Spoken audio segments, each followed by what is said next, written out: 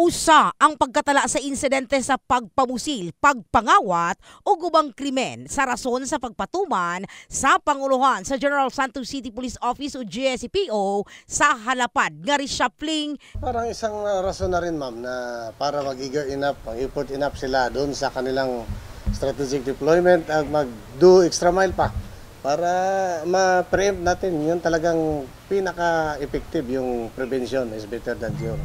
Yes. Prevention talaga yung pinaka maganda. Enero hangtod sa kasamtangan, 17 ka insidente sa pagpamusil patay ang natala sa syudad. Natala usab ang serye sa insidente sa kawat ug pagpanulis. Usa kini sa rason sa pagpatuman sa reshuffling asa usa sa naigo mao ang hepe sa Kalumpang Police Station nga si Police Major Olf Tabukon. Natala sa lugar nga ginsakupan ni Tabukon ang duha ka insidente sa pagpamusil patay karong bulana. Si Tabukon ibalhin isip bag-ong labaw sa Babuhay Police Station. Huli pa niini si Police Major Robert Porres nga muhulip usab kaniya isip bag-ong hepe sa Kalumpang Police Station.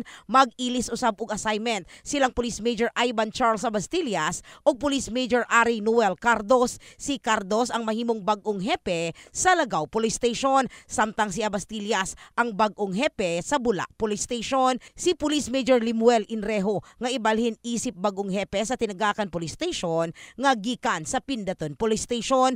Huli pa niini si Police Captain Marlon Ramirez nga takdang moretiro. Gikaingong ihulip kang Inriho mao si Police Major Renato Dungka. Dugang ni Police Colonel Nicomedes Olaybar Jr. ang direktor sa GSCPO. Magbaylo usab og assignment silang Police Major Ian Bagot ug Police Major Wesley Matiliano. Inuusog natin yung mga chief of police, ibig sabihin relieve reassign, pero sa malapit lang naman o katabi lang naman halos sa yung assignment. For the reason that masyadong familiar na sila sa lugar, masyadong exposed na sila, at saka masyadong siyempre familiarizing. Baka yung mga tao doon puro na nila kumpare.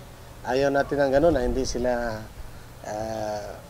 inactive na sa gano'n sa enforcement dahil lang sa familiar na masyado sa environment sa mga tao. Takda usab ipagawas ni Olaybar karong simanaha ang mando og pagpahigayon sa mass turnover of ceremony. In the heart of changing lives. Kini sa Brigada Richel Gubalani, Brigada News.